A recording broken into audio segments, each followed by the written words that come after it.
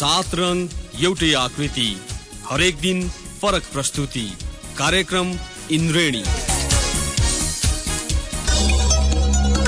नमस्कार श्रोता, न्यूज डेस्कको नियमित प्रस्तुति इन्द्रेणीमा स्वागत छ। इन्द्रेणी अन्तर्गत आज अन्तर्राष्ट्रिय इन्द्रेणी लिएर सहकर्मी प्रिन्स र म दिवा उपस्थित भएका छौं। कार्यक्रम सुरु गरौं साताका प्रमुख अन्तर्राष्ट्रिय प्रसंगबाट। युरोपेली संघबाट बेलायतको बहिर्गमन ब्रेक्सिट बारे जटिलता बढ्दै गएपछि प्रधानमन्त्री टेरेजा मेको बहिर्गमन सम्भावना बढेको छ। सत्तारूढ कन्जर्भेटिभ दलका केही वरिष्ठ नेता पार्टी नेतृत्वका लागि मैदानमा उत्रने भएपछि प्रधानमन्त्री मेको बहिर्गमनको चर्चा सुरु भएको हो। ब्रेक्सिट सम्झौता पारित गराउन असफलता र केही साता अघि सम्पन्न स्थानीय निर्वाचनमा पार्टीका 1300 भन्दा बढी काउन्सिलको पराजयपछि मेलाई पद छाड्न दबाव बढिरहेको छ। पूर्व विदेश मन्त्री बोरिस जोन्सनले कन्जर्भेटिभ पार्टी नेतृत्वका लागि आफू लड्ने घोषणा गरेका छन्। म्यान्चेस्टरमा आयोजित व्यापार सम्बन्धी एक कार्यक्रममा जोन्सनले भने, म अवश्य अगाडि बढ्नेछु। मलाई लाग्दैन कि यो विषय यो कसैसँग गोप्य राख्नुपर्छ। सन् 2016 को जनमत संग्रहमा जोन्सन बेलायत ईयूबाट बाहिरिनुपर्छ भन्ने अभियानको नेतृत्वकर्ता थिए। उनले प्रधानमन्त्री मेको ब्रेक्सिट डिलमा असहमति जनाउँदै गत वर्ष क्याबिनेट नै छाडेका थिए। कन्जर्भेटिभ पार्टीका सदस्यहरूबीच गरिएको एक सर्वेक्षणमा जोन्सन बढी लोकप्रिय देखिएका छन्। द टाइम्सका लागि युगो पोलले मे 10 देखि 16 सम्म गरेको सर्वेक्षणमा 858 कन्जर्भेटिभ सदस्यलाई प्रश्न सोधिएको थियो। जोन्सनले 39%, डोमिनिक रावले 13%, माइकल गोबले 9% र म्याट हानकले 1% मात्र सदस्यहरूको समर्थन पाएका थिए। 1922 कमिटी अध्यक्ष सर ग्राहम ब्रडीले केही साताभित्र प्रधानमन्त्री मेले अफिस छाड्नेमा कुनै शंका नभएको बताएका छन्। ब्रडीले प्रधानमन्त्री मेसँग जुन पहिलो साता भेटेर उनको उत्तराधिकारी निर्वाचन मितिबारे सहमति गर्ने बताए। प्रधानमन्त्री मेले यसअघि ब्रेक्सिट सम्झौता संसदबाट पारित भए राजीनामा दिने बताएकी थिइन्, तर मेले संसदमा प्रस्तुत गरेको सम्झौता 3 पटक अस्वीकृत भएपछि 31 अक्टोबरभित्र ईयू छाड्ने गरी समयावधि बढाइएको छ। मेले विपक्षीलाई आफ्ना मत भिन्नता पन्छ्याउँदै बेलायत युरोपेली संघबाट बाहिरिने सम्झौतामा सघाउन अपील गर्दै आएकी छिन्। प्रधानमन्त्री र विपक्षी दलका नेता जेरेमी कर्बिन बीच ब्रेक्सिट अन्त्य गर्न गत मंगलबार भएको वार्ता बिना सहमति टुङ्गिएको थियो। फिलिपिन्सले 5 वर्ष अघिको फोहोर विवादका कारण क्यानाडा स्थित राजदूतलाई फिर्ता बोलाएको छ। फिलिपिन्सका विदेश मन्त्रीले क्यानाडाले सन् 2014मा आफ्नो सामुद्रिक क्षेत्रमा झारेको फोहोरका कन्टेनर फिर्ता लग्न दिएको समयसीमा गुजारेकाले राजदूत फिर्ता बोलाउन बाध्य भएको बताएका छन्। उनले फोहोर फिर्ता नलगेसम्म क्यानाडा स्थित आफ्नो कूटनीतिक नियोगको दर्जामा पुनर्विचार गरिने बताएका छन्। विदेश मन्त्री टेडी लोक्सिन जुनियरले ट्विट मार्फत भनेका छन्, क्यानाडाले फोहोर लैजाने मे 15 को समयसीमा गुजार्यो। फोहोरको व्यवस्थापन नभएसम्म हामी क्यानाडामा कूटनीतिक उपस्थिति कम गर्न बाध्य भएका छौँ। सन् 2013 र 14मा क्यानाडाले फिलिपिन्सको तटीय इलाकामा दर्जनौं टन फोहोर फालेको थियो। फिलिपिन्सले सो फोहोर जतिसक्दो चाँडो फिर्ता लैजान क्यानाडामाथि दबाब दिँदै आएको छ। लोक्सिन जुनियरले क्यानाडामा रहेका फिलिपिन्सका राजदूतलाई तत्काल क्यानाडा छाड्न आदेश दिएको पनि उल्लेख गरेका छन्। मनिला स्थित क्यानेडियन राजदूतावासले भने फोहोर विवाद सुल्झाउन प्रयास गरिरहेको जनाएको छ। क्यानाडाले सन् 2013 र 14 को अवधिमा 103 शिपिङ कन्टेनर फोहोर फिलिपिन्स पठाएको थियो। हालसम्म 34 कन्टेनर फोहोर नष्ट गरिए पनि 69 कन्टेनर त्यत्तिकै राखिएको छ। गत महिना फिलिपिन्सका राष्ट्रपति रोड्रिगो डुटरेटले सो फोहोरका कन्टेनर क्यानाडा पुर्याइएर फ्याँकिदिने चेतावनी दिएका थिए। उनले सो फोहोर तह लगाउन क्यानाडाले पर्याप्त कदम नचालेको आरोप लगाउँदै आएका छन्। फिलिपिन्सको तटीय क्षेत्रमा फालिएका दर्जनौं कन्टेनरमा घरायसी फोहोर रहेको छ। फिलिपिन्सको एक अदालतले गत अप्रिल 24मा सो फोहोर क्यानाडा फर्काउन आदेश दिएको थियो।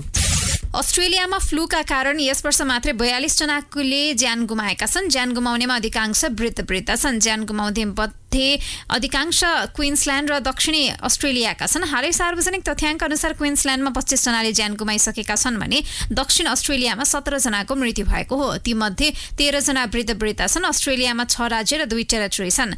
अन्य स्थानको तथ्याङ्क सार्वजनिक नभइसकेकाले मृतकहरूको संख्या झन बढ्न सक्ने बताइएको छ।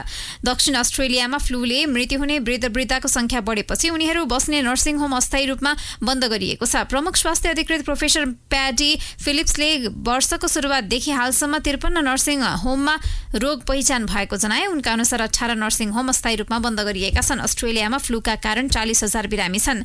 क्वीन्सल्यान्ड हेल्थद्वारा सार्वजनिक तथ्याङ्क अनुसार फ्लूकै कारण हालसम्म 10,000 बिरामी मध्ये 800 भन्दा बढी अस्पतालमा भर्ना भइसकेका छन्। तीमध्ये दर्जनौं बालबालिका समेत छन्। क्वीन्सल्यान्डका प्रमुख स्वास्थ्य अधिकृत डाक्टर जेनेट यङले सबै नागरिकलाई यथाशक्य फ्लूको खोप लगाउन आग्रह गरेकी छिन्। उनले फ्लू सामान्य रुगाखोकी नभई गम्भीर प्रकारको भएकाले यसबाट बच्न खोप लगाउनु पर्ने बताएकी छिन्। न्यू साउथ वेल्स, पश्चिम अस्ट्रेलिया लगायतका राज्यमा समेत फ्लूका कारण दर्जनौं बिरामी परेको स्थानीय सञ्चार माध्यमले जनाएका छन्।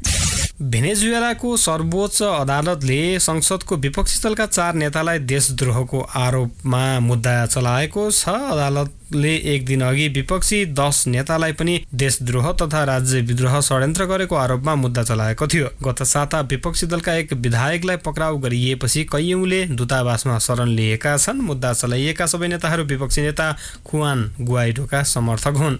गुआइडोले गत जनवरीमा आफूलाई अन्तरिम राष्ट्रपति घोषणा गरे यता भेनेजुएलामा राजनीतिक सङ्कट जारी छ। गत जनवरीमा गुआइडोले आफूलाई देशको अन्तरिम राष्ट्रपति घोषित गरेपछि भेनेजुएलामा जारी राजनीतिक सङ्कट थप चर्केको छ। गुआइडोलाई अमेरिका, बेलायत तथा ल्याटिन अमेरिकाका अधिकांश देशसहित 50 भन्दा बढी राष्ट्रले समर्थन गरेका छन्। राष्ट्रपति मडुरोको पक्षमा रुस, चीन तथा सैनिक नेतृत्व छ। दुवै नेताले आफूहरू देशको वैधानिक राष्ट्रपति भएको दाबी गर्दै आएका छन्।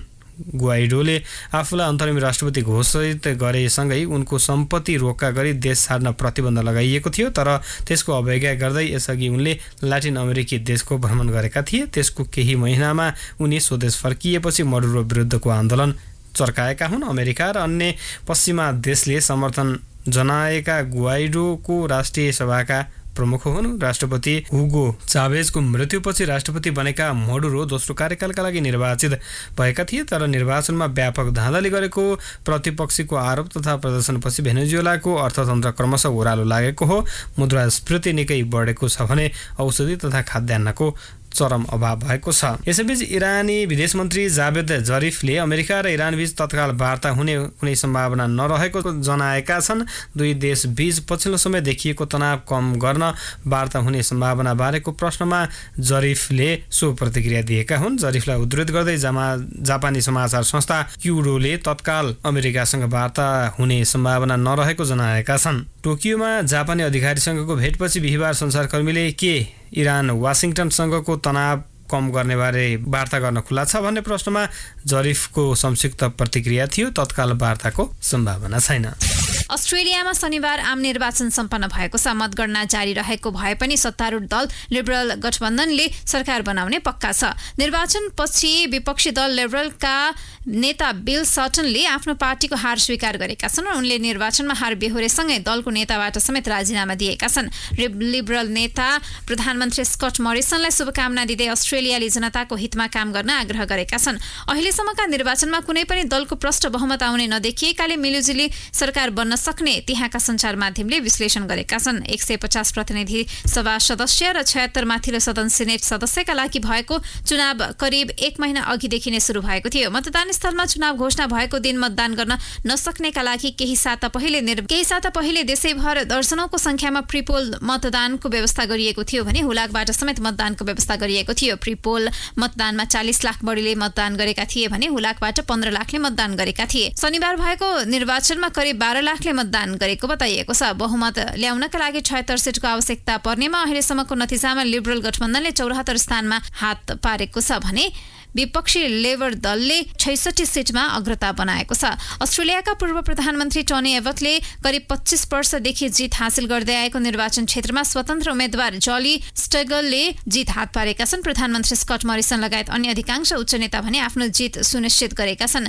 निर्वाचनमा विपक्षी दल लिबरलले बहुमत ल्याउने सर्वेक्षणले देखाएको भए पनि नतिजा भने विपरीत देखिएको छ। पहिलो पटक नेपाली समुदायको प्रतिनिधित्व गर्दै अस्ट्रेलियाको प्रमुख दलबाट चुनावमा होमिएका युवा प्रमेश श्रेष्ठ पराजित भएका छन्। विपक्षी दल लेबरकी लिन्डा बर्नीसँग उनी 13,000 मतले पराजित भएका हुन्। उनलाई निर्वाचनमा सहयोग पुर्याउन शनिबार बिहानैदेखि दर्जनौं नेपाली मतदान स्थलमा खटिएका थिए।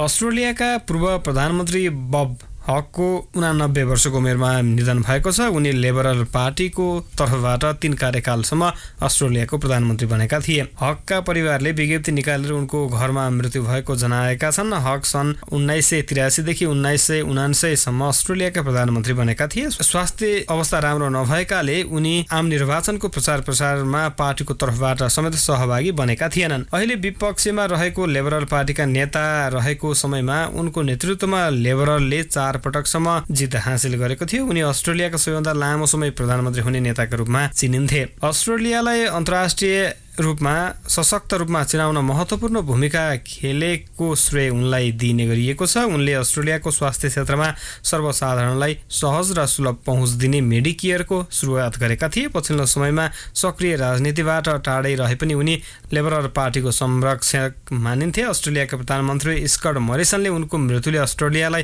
ठूलो क्षति पुगेको बताएका छन्। उनले अस्ट्रेलियालाई महत्त्वपूर्ण योगदान दिएको उल्लेख गर्दै मरिसनले उनी देशको लागि अहोरात्र खट्ने र मनदेखि काम गर्ने नेता भएको बताएका छन्।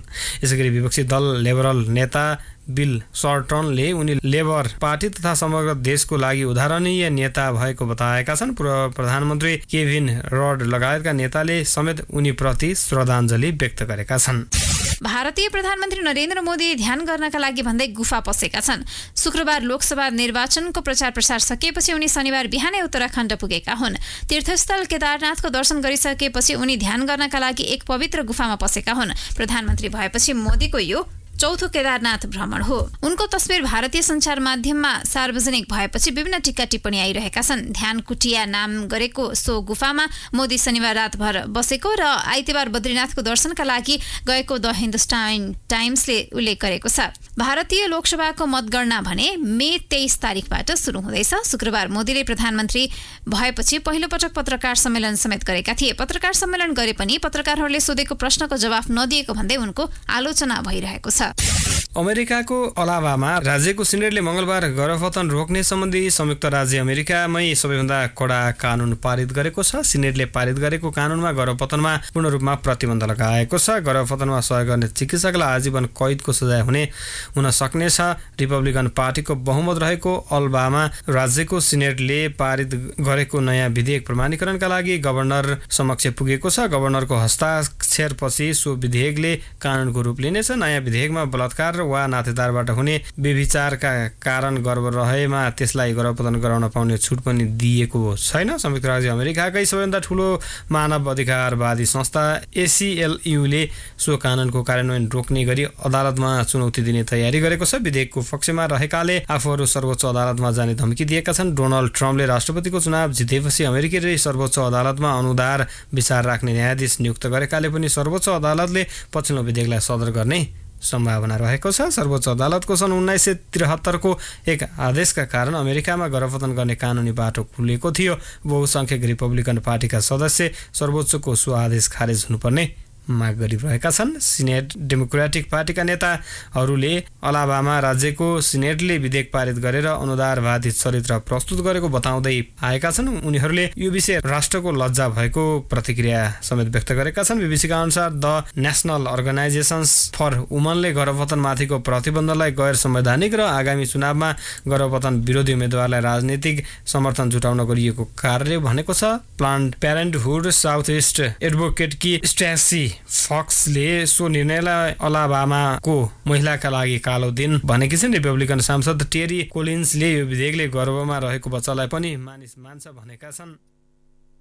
सुन्दै हुनुहुन्छ कार्यक्रम इन्द्रेणी अन्तर्गत आज हामी विविध अन्तर्राष्ट्रिय प्रसंग प्रस्तुत गरिरहेका छौं। हामीसँग सूचना प्रविधि र रोचक प्रसंग बाँकी नै छन्। अहिले भने पालो भएको छ ब्रेकको। 7 रङ एउटै आकृति, हरेक दिन फरक प्रस्तुति। कार्यक्रम इन्द्रेणी। ब्रेकपछि इन्द्रेणीमा पुनः स्वागत छ श्रोता। अन्तर्राष्ट्रिय इन्द्रेणीमा अब पालो सूचना प्रविधि सम्बन्धी प्रसंगको। सामाजिक सञ्जाल फेसबुकले आफ्नो लाइभ फिचरमा कडाई गर्ने भएको छ। न्युजिल्यान्डमा भएको गोलीबारीको घटनाको विषयलाई लिएर फेसबुकले लाइभ फिचरमा केही कडाई गर्न लागेको हो। गत मार्च 15 क्राइस्ट चर्चको 2 मस्जिदमा बन्दुकधारीले अन्धधुन्द गोली हानी 51 जनालाई मारेको भिडियो फेसबुकमा लाइभ गरेपछि फेसबुकले यस्तो निर्णय गरेको हो। फेसबुकले एक विज्ञप्ति निकाल्दै फेसबुक लाइभमा 1 स्ट्राइक पोलिसी लगाइने जनाएको छ, जस अनुसार प्रयोगकर्ताले कम्पनीको नियम उल्लङ्घन गरेको अवस्थामा लाइभ फिचर केही समयका लागि बन्द गरिनेछ। फेसबुकले कस्ता कार्य 1 स्ट्राइक पोलिसीमा पर्ने भन्ने बारे उल्लेख नगरेको रोयटर्सले जनाएको छ। न्युजिल्यान्डका प्रधानमन्त्री जसिन्दा आर्डनले फेसबुकको यो निर्णयले आतंककारी गतिविधिलाई निरुत्साहित बनाउने बताएका छन्। फेसबुकले न्युजिल्यान्डमा भएको गोलीबारीको घटनासँग सम्बन्धित विश्वभरबाट फेसबुकले 15 लाखवटा भिडियो हटाएको जनाएको छ। इजरायली वैज्ञानिकहरूले 3D प्रिन्टिङ प्रविधिको मद्दतबाट कोशिका र धमनी सहितको मुटु निर्माणमा सफलता हासिल गरेका छन्। चिकित्सा विज्ञानको क्षेत्रमा यसलाई एउटा महत्त्वपूर्ण खोजका रूपमा लिइएको छ। यसअघि वैज्ञानिकहरूले मानव शरीरको कोषहरू मात्र बनाएका थिए, त्यसमा धमनी राख्न सकेका थिएनन्। यसको खास विशेषता भनेको यसलाई मानव कोशिकाहरूबाट निर्माण गरिनु हो। धमनी सहितको मुटु विकास गरिएको यो पहिलो घटना हो। इजरायलको तेल अभिव युनिभर्सिटीका अनुसन्धानकर्ताहरूले तयार पारेको यो मुटु अहिले नै पूर्ण रूपमा काम गर्न भने सक्षम छैन। यद्यपि पहिलो पटक वैज्ञानिक 3D प्रविधिबाट कृत्रिम मुटु बनाउने दिशामा यति नजिक पुगेका छन्। 3D प्रिन्टेड यो मुटुको आकार भने खराएको मुटु जत्रो मात्र छ भने अनुसन्धानकर्ताहरू चाँडै नै मानवका लागि प्रयोग गर्न सकिने मुटु पनि तयार गर्न सकिनेमा विश्वस्त देखिएका छन्। वास्तवमा यो पुस्ताको 3D प्रिन्ट रेजुलेसनलाई मात्र सीमित छ। यस्तो स्थितिमा अत्यन्त मसिना रक्तधमनीको निर्माण निकै कठिन साबित हुनेछ। सो कठिनाइबाट पार पाएपछि नै मानवका लागि कृत्रिम मुटु निर्माण सम्भव हुनेछ। अमेरिकाका राष्ट्रपति डोनाल्ड ट्रम्पले साइबर आक्रमणको आशंकामा मुलुकमा आपतकाल घोषणा गर्नुभएको छ। विदेशी ह्याकरका कारण विभिन्न देशमा कम्प्युटरमाथि आक्रमण बढेको भन्दै ट्रम्पले आफ्नो मुलुकमा रहेका सबै कम्प्युटर बचाउन आपतकाल घोषणा गरेको बताउनु भएको छ। कुनै विदेशी कम्पनीको नाम नलिई राष्ट्रपति ट्रम्पले जारी गरेको कार्यकारी आदेशमा विदेशी टेलिकम सेवाका कारण राष्ट्रिय सुरक्षामा समेत खतरा उत्पन्न भएको उल्लेख गरेको छ।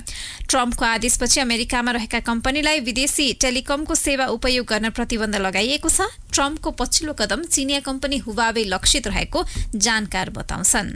हुन्डाई मोटर ग्रुपले नयाँ इभी पर्फर्मेन्स कन्ट्रोल टेक्नोलोजीको विकास गरेको छ। यसको सहयोगले स्मार्टफोन एप मार्फत इलेक्ट्रिक भेहिकललाई नियन्त्रण गर्न सकिनेछ। सो प्रविधि प्रयोगमा आयो भने ड्राइभरले आफ्नो इलेक्ट्रिक भेहिकलको सेटिङलाई स्मार्टफोन एपबाटै एडजस्ट गर्न सक्नेछन् र गाडीको पर्फर्मेन्स अझ राम्रो हुनेछ। सेटिङ मिलाएर गाडीको म्याक्सिमम टर्क र पिक अफ एडजस्ट गर्न सकिन्छ। त्यसैगरी म्याक्सिमम स्पिड पनि एडजस्ट गर्न सकिन्छ। त्यसैगरी गाडी चलाउँदा कति पावर खर्च भएको छ भन्ने कुरा पनि थाहा हुन्छ। हुन्डाईले यो प्रविधिलाई सुरक्षित रूपमा प्रयोगमा ल्याउन ब्लकचेन प्रविधि तयार गरिरहेको छ। सो प्रविधिले युजरको डाटालाई सर्भरमा अपलोड गरेर राख्छ र आफ्नो डाटा लिक हुनबाट जोगाउँछ। आगामी दिनमा इलेक्ट्रिक भेहिकललाई अझ सुरक्षित र गुणस्तरीय बनाउन यसले निकै सहयोग पुर्याउने अपेक्षा गरिएको छ। श्रीलङ्काले सामाजिक सञ्जाल तथा मेसेजिङ एपहरूमा प्रतिबन्ध लगाएको छ। इस्टर पर्वको समयमा इस्लामिक लडाकुले केही चर्च र होटलमा श्रृङ्खलाबद्ध आक्रमण भएपछि जारी अस्थिरताका बीच श्रीलङ्का सरकारले फेसबुक, व्हाट्सएप लगायतमा प्रतिबन्ध लगाएको हो। अल्पसंख्यक मुस्लिम समुदायमाथि आक्रमण हुन सक्ने तथा जातीय द्वन्द्व भड्कन सक्ने आशंकामा सुरक्षा व्यवस्था समेत कडा पारिएको छ। श्रीलङ्काको सूचना विभागका महानिर्देशक नलका कालुवेवाले मुलुकमा शान्ति सुव्यवस्था कायम गर्नका लागि सामाजिक सञ्जालमा अस्थायी प्रतिबन्ध लगाइएको बताउनुभयो। कोलम्बोको 4वटा होटल र चर्चमा गत अप्रिल 21 मा भएको आक्रमणमा 250 बढीले ज्यान गुमाएका थिए। सो आक्रमणपछि मुस्लिम र क्रिस्चियन बीच साम्प्रदायिक तनाव बढेको छ। त्यसको अभिव्यक्ति सामाजिक सञ्जाल मार्फत हुन थालेपछि श्रीलङ्काले पछिल्लो कदम चालेको सूचना विभागलाई उद्धृत गर्दै रोयटर्सले जनाएको छ। आफ्ना 2 अर्ब 30 करोड प्रयोगकर्ताका लागि सोसल मिडिया प्लेटफर्म फेसबुकले आफ्नो न्युज फिडमा परिवर्तन गर्दैछ। सो परिवर्तनपछि प्रयोगकर्ताले आफ्ना सबैभन्दा निकट अर्थात् बेस्ट फ्रेन्डहरू तथा प्रयोगकर्ताका सबैभन्दा उपयोगी लिङ्कहरूलाई न्युज फिडमा सबैभन्दा माथि देखाइदिनेछ र त्यो प्रयोगकर्ताले हेर्न पाउनेछन्। फेसबुकले यस बारेमा धेरै जानकारी प्रदान गर्नका लागि हालै एउटा सर्वेक्षण गरेको छ, जसको उद्देश्य फेसबुक प्रयोगकर्ताले के हेर्न चाहन्छन् र कसको माध्यमबाट हेर्न चाहन्छन् भन्ने कुरा थाहा पाउनु थियो। फेसबुकले एक ब्लग पोस्टमा भनेको छ, हामीले गरेको सर्वेको आधारमा 2वटा अपडेटको घोषणा गरिरहेका छौँ। त्यसमध्ये एउटा चाहिँ फेसबुक प्रयोगकर्ताले आफूले धेरै हेर्न सुन्न चाहने कुनै पनि साथीलाई प्राथमिकता दिनेछ। दोस्रो चाहिँ यस्ता लिङ्कहरूलाई प्राथमिकता दिइनेछ जसलाई कुनै व्यक्तिले सबैभन्दा धेरै सार्थक ठान्दछन्। उदाहरणका लागि यदि कुनैलाई एउटै फोटोमा बारम्बार ट्याग गरिन्छ वा फेरि प्रयोगकर्ताको एउटै पोस्टमा लगातार लाइक वा कमेन्ट आउँछ तथा कुनै व्यक्ति कुनै एकै ठाउँमा बारम्बार चेक इन गर्छ भने फेसबुकले त्यो प्रवृत्तिलाई ख्याल गर्छ। यी सबै तथ्यलाई आफ्नो एल्गोरिदममा प्रयोग गरी फेसबुकले कुनै पनि प्रयोगकर्ताको न्युज फिडमा प्राथमिकीकरण गर्छ। फेसबुकका प्रडक्ट म्यानेजरका अनुसार ती प्रत्यक्ष पृष्ठ पोषणहरूले प्रयोगकर्ताले आफ्ना कुन साथीहरूबाट धेरै सम्पर्कमा रहन चाहन्छन् भन्ने कुराको अनुमान गर्न सहयोग गर्छ। तर यसको भन्नुको मतलब न्युज फिडमा केवल आफ्ना प्रिय मान्छेका पोस्टहरू मात्र देख्ने भन्ने होइन। प्रयोगकर्ताले सामान्य रूपमै न्युज फिडमा अन्य सामग्री पनि देख्न पाउनेछन्। श्रोता, अब लागौं रोचक प्रसङ्गतर्फ। म्यानमारका एक पाइलटले ल्यान्डिङ गियर बिग्रिएपछि अगाडिको पाङ्रा बिना नै एउटा जेट विमान अवतरण गराएका छन्। मान्डले विमानस्थलमा म्यानमार नेसनल एयरलाइन्सको विमान रनवेमा अवतरण गर्नु पूर्व नै ल्यान्डिङ गियर बिग्रिएपछि पाङ्रा बिना नै अवतरण गराउनु परेको बीबीसीले उल्लेख गरेको छ। साहसिक कार्य गरेको भन्दै 89 यात्रु सवार एम्ब्रेयर 190 का क्याप्टेन म्याथ मो आङको सर्वत्र चर्चा चुलिएको छ। याङ्गुनबाट मान्डलेका लागि उडेको जेटमा ल्यान्डिङ गियर बिग्रिएपछि पाइलटले विमानको वजन कम गर्नका लागि अतिरिक्त इन्धन खर्चिएर आकस्मिक अवतरण गराएको बीबीसीले उल्लेख गरेको छ। हवस् त श्रोता, आजको इन्द्रेणी यही सकिन्छ। भोलि फेरि फरक प्रसङ्ग सहितको इन्द्रेणी लिएर उपस्थित हुने नै छौँ। तबसम्मका लागि न्युज डेस्कका सम्पूर्ण सहकर्मी सहित प्रिन्स र म दिवा बिदा हुन्छौँ। नमस्कार। सूचना र मनोरञ्जनको सम्वाहक रेडियो राष्ट्रको रेडियो कान्तिपुर।